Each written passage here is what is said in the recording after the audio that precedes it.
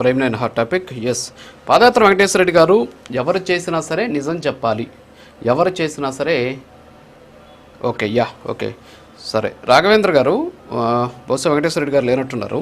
So Raghavendra గారు ఇప్పుడు మన గుడ్ మార్నింగ్. పాదయాత్ర వెంకటేశ్వర రెడ్డి గారు నిజం గురించి మాట్లాడారు. నిజాలే మాట్లాడాలి, ఎవరు చేశారు అనేది క్రెడిట్ చోరీ కాకుండా వాస్తవాలు మాట్లాడుకోవాలి అని చెబుతూ వారు ఏమన్నారంటే ఎన్విరాన్మెంటల్ క్లియరెన్స్కి సంబంధించి కేవలం వీళ్ళు అప్లై చేశారు కానీ క్లియరెన్స్ రాలేదు అని చెప్పేసి చాలా స్పష్టంగా ఒక నిజాన్ని ఆయన మాట్లాడారు. ఒక్కసారి పీసీఆర్ ఆ డాక్యుమెంట్ ఒక్కసారి ప్లే చేయండి ప్లీజ్.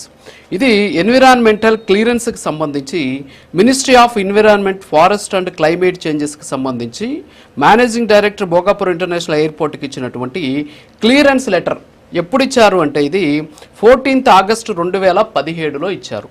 అంటే 2017 August 14వ తేదీన క్లియరెన్స్ ఇచ్చింది. ఇది అప్లికేషన్ కాదు, అప్లై చేసింది కాదు, ఇది క్లియరెన్స్ ఇచ్చినటువంటి క్లియరెన్స్ సర్టిఫికేట్ చాలా స్పష్టంగా అందులో చెప్పడం జరిగింది.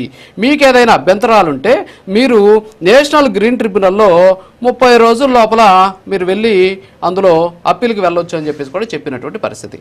ఇంతకు ముందే వెంకటేశ్వర రెడ్డి గారు చాలా స్పష్టంగా చెప్పడం జరిగింది, నిజాలే మాట్లాడాలి. ఆయన ఏమన్నారు, ఇది అప్లై చేశారు, ఇందాక పెద్దిరెడ్డి రవికిరణ్ గారు చెప్పినట్టు అన్నారు, ఇది అప్లై కాదు, ఇది వాళ్ళు ఇచ్చినటువంటి క్లియరెన్స్ లెటర్, క్లియరెన్స్ సర్టిఫికేట్. ఇందులో ఒక అద్భుతమైనటువంటి అంశం కూడా ఉంది. ఏంటి అంటే భోగాపురం ఎయిర్పోర్ట్కి దాదాపు 15,000 ఎకరాలు తీసుకుంటున్నారు అని చెప్పేసి అప్పట్లో భారీగా ప్రచారం చేశారు.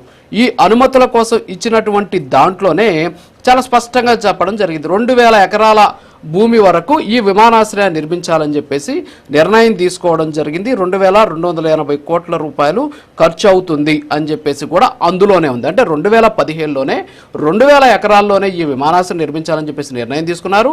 దానికి అనుగుణంగానే క్లియరెన్స్ కూడా వచ్చింది. ఇది మళ్ళీ చెప్తున్నా, ఇది అప్లై చేసింది కాదు, వాళ్ళు ఇచ్చినటువంటి క్లియరెన్స్.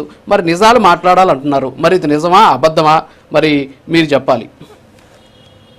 రాజు గారు, ముందుగా మీకు ప్యానెల్లో ఉన్నటువంటి సభ్యులకు అదేవిధంగా ప్రైమ్ నైన్ వీక్షకులందరూ కూడా గుడ్ మార్నింగ్. ఈరోజు వైఎస్ఆర్సీపీ వాళ్ళ యొక్క వితండవాదం చూస్తూ ఉంటే ఎట్లా ఉందంటే, వాళ్ళు ఆడలేక మధ్యలో దరువని ఒక సామెత ఉంది తెలుగులో. వాళ్ళకి చేయడం చేత కాదు, ఎలా చేయాలో తెలియదు, దానివల్ల ఉపయోగాలు తెలియనటువంటి పరిస్థితుల్లో